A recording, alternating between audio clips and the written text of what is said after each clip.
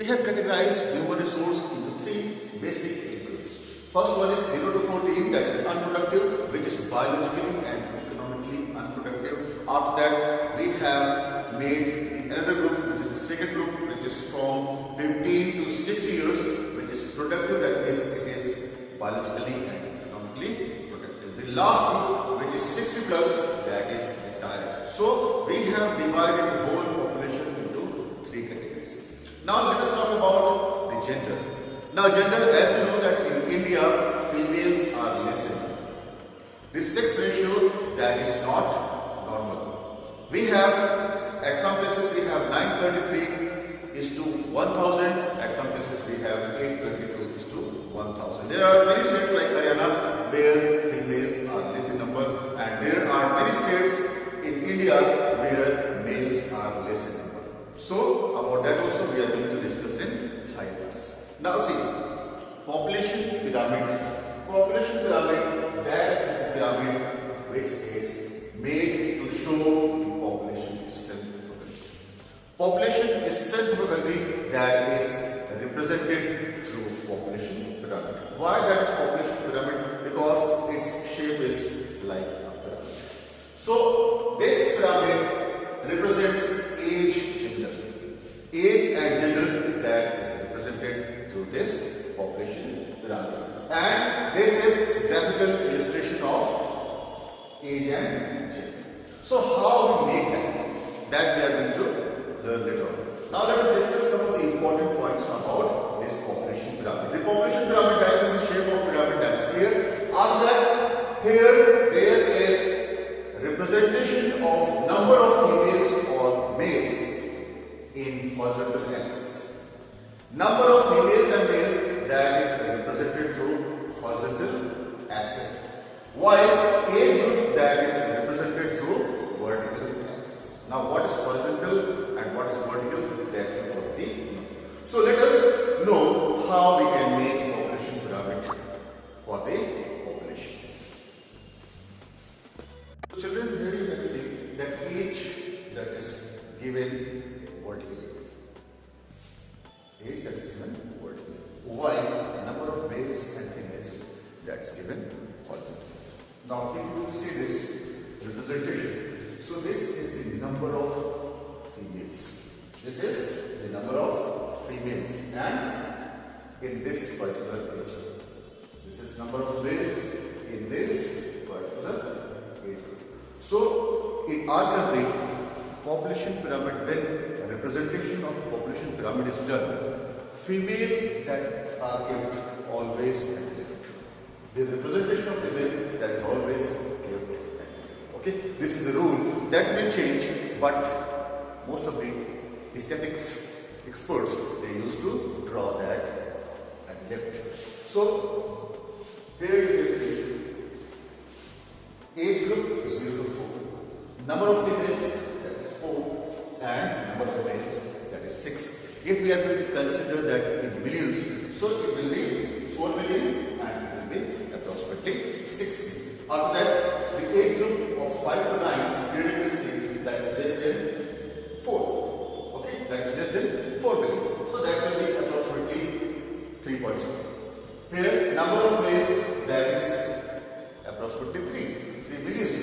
Now, in the age group of 10 to 14, number of females, you can see 2.5, something like that. And number of males, that is 2.2, something like that. Okay, this is approximate figure which I am telling you.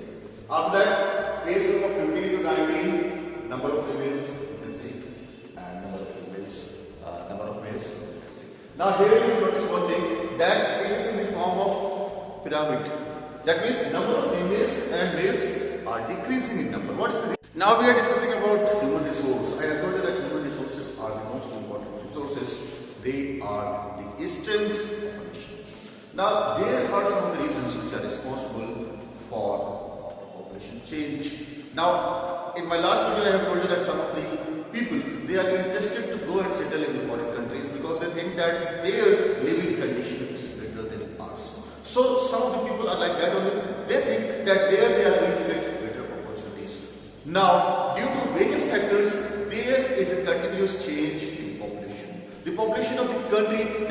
on changing, that is not fixed. Now, what are the reasons behind that? What are the important reasons why the population of country that keeps on changing? Let us discuss about that. There are three main important factors which are responsible for the change of population. Now, the population of the country that changes due to three important factors. The first one is birth rate. If the birth rate of a country is high, then the population will be high.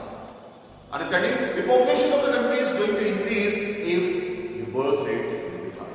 After that, if the death rate that is high, then what will happen? The population of the country that will decrease. Mortality rate that also affects the population of a country.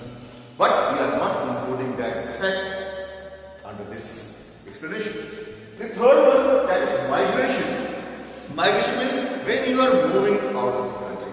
Now, migration that has been further subdivided into two categories. The first one is immigration and second one is immigration. So, immigration and immigration, these are the two categories of migration. Immigration, that means when we are leaving our country. Immigration, that means when we are leaving our country, that step is known as immigration. Now, immigration, that is the process when you enter in the country of someone. That means you have planned to settle in the other country and you are going to that particular country. This process is known as immigration. So, these are the basic factors which are responsible for population change of a country. Now, human resource. If we are having human resource which can work for us and that human resource is present in America, then we can call that for the better development of our country.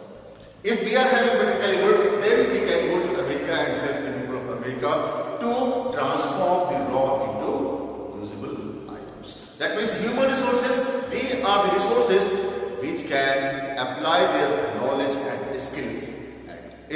Now, the human resources, they can transform raw into usable item by using their skill and talent.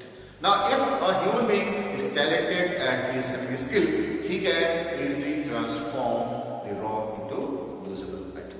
Now, with the help of technology, we can convert the raw into finished good.